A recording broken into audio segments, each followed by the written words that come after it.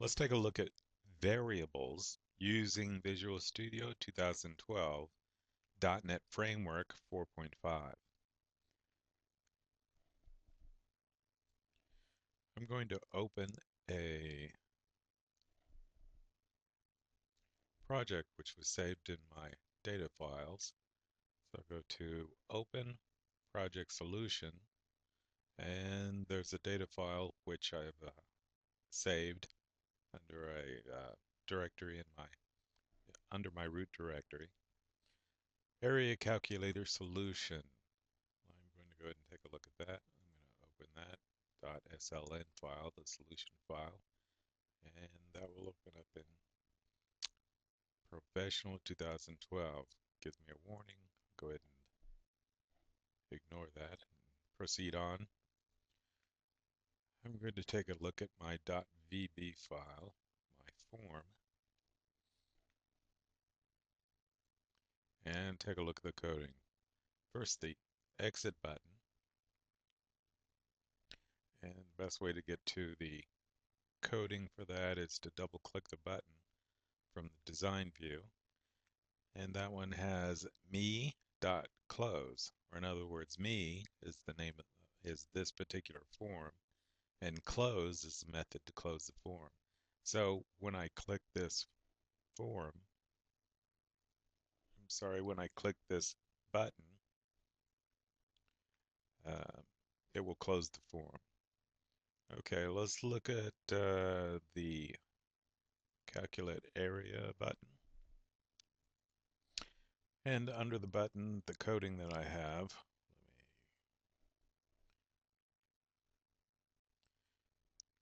so when the name of this is BTN Calc, and when I click this button, I will execute the coding between private sub and end sub. A little bit about variables. Whenever we declare a variable, and we'll take this example here, uh, dim, and we came up with a variable name called dbl radius, and it is a type of variable called double.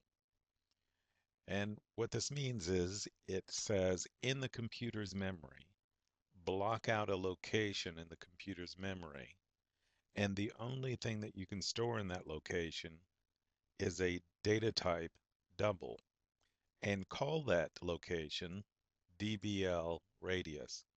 So in dbl radius, the only thing that you can save in there are numbers which are of the type double. Well, let's take a second to look at the data types of numbers and values that we can save, that we can create. In this particular example, we're using a double, but there are other data types that we can use. And it depends on what you want to do as to what kind of data type you want to use. A Boolean data type is just going to be true or false, and it takes up 2 bytes of computer memory when you declare that. A char is just one character.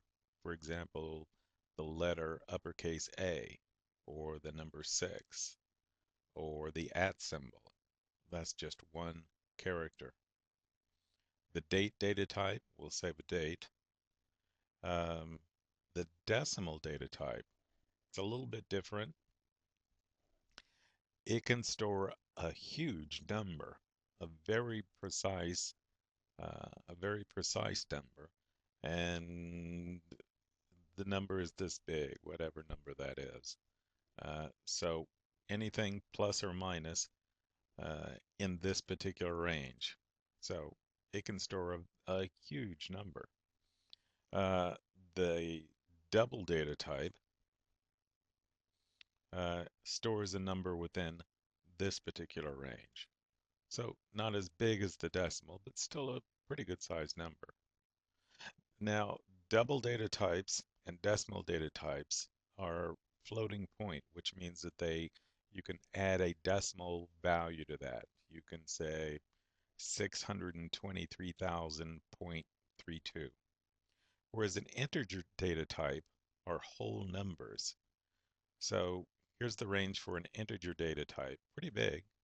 Long data type and integer data type, but even bigger. Objects, we'll look at those later, or it's a little bit advanced, so not sure if we'll get a chance to spend too much time on them. And a string is an array of characters, and you can have up to 2 billion characters in a string.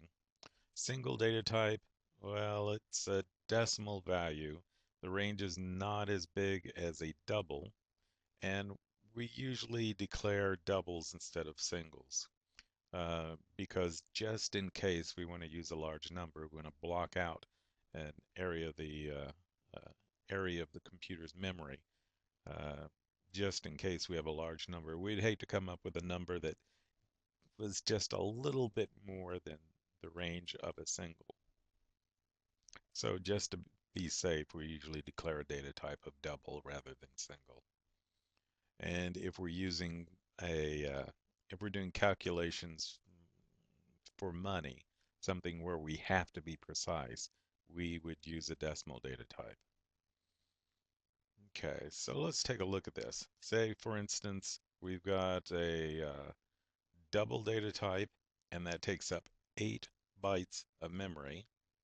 And let's look at, say, a character data type, or char.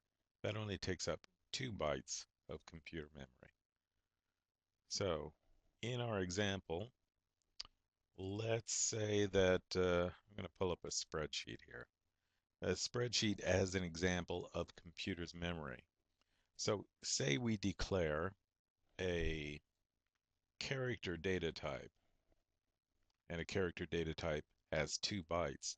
So when we declare that, we would take up 1, 2 locations in the computer memory. Say each one of these squares or blocks is 1 byte. Now with the spreadsheet it's not, but just as the representation of computer's memory, say each one of these location is 1 byte, and 1 byte is 8 bits long. Computers only understand ones and zeros, and a bit is either a 1 or 0. So when we combine 8 bits together, we call that 1 byte of information. So say each one of these locations in the computer's memory, say we go to the store and we buy a RAM chip and it has 4 gigabytes. Well, that's approximately 4 billion memory locations, or 4 billion bytes. So we have a lot of room to play around with. Now, in reality, a lot of that memory would be taken up by the operating system and a lot of other things. But for our computer programs, we still have a lot of room left over to do things with. Okay, so a char data type would, for example, take up 2 of these locations. And a double data type would take up 8 memory locations. So double would take up 8 bytes of computer computer memory location. So it would block out 1, 2, 3, 4, 5, 6, 7, 8 bytes of computer memory just for declaring that. And this location is called whatever whatever we want to call it. So in this case, we have a variable name called dbl, which means double, and radius, which describes what we're going to be storing in there. And the name is up to you. Don't use numbers to begin with. Don't put spaces in your variable names. There are a few rules that you need to abide by. Don't use a reserved name. There are certain things, certain names that you cannot use for your variable names. Okay. So in this case, again, we're declaring, or in other words, dim, a double data type, and we're calling it double radius. in the computer's memory. Now we can store any double value, any floating point value we want to in there within the range of a double, but that's pretty big. And here we have a double dot area, and we have something here called a const. And a const is a constant, which means that it's not going to change as we move through the program. This value will always be the same anywhere in the program. Double radius, we can change that as we move through the program. So if we want to have start the radius at 5.2 and then later on in the program change it to 6.4, no problem. But in this case, double pi is a value which is not going to change as we move through the program. Okay. So now that we have those memory locations declared, we can actually store a value. Same then, and the same as in this const where we have double pi, and we're storing in it, not only declaring it, but this assignment character or this equal sign assigns this value 3.141593 to dbl pi. Okay. So say the program is running, we do debug, start debugging. Let's go ahead and do that. And the program runs. Okay. uh, now, remember in the exit button, it will close the form, so we don't want to do that yet. And we're going to enter in a value, and let's call this value 3.1. And when we click Calculate Area, this button, it's going to run through this code. So the first thing it's going to do is going to take the value from this text box, and this text box is called txt radius, and the text is the text property, or in other words, what we type in here, and it's going to convert it to, or try parse, it's going to convert it into a double data type. The text box, whenever you type anything in there, it's going to originally be a string. And since you can't multiply, divide, or any kind of mathematical calculation with a string, we need to convert it into a number first. So that's what we're doing in this line. We're saying take whatever's in that text box and convert it, or try parse, into a double data type, or in other words, a floating point number, and store it into the variable called radius. So that's the first thing it's going to do.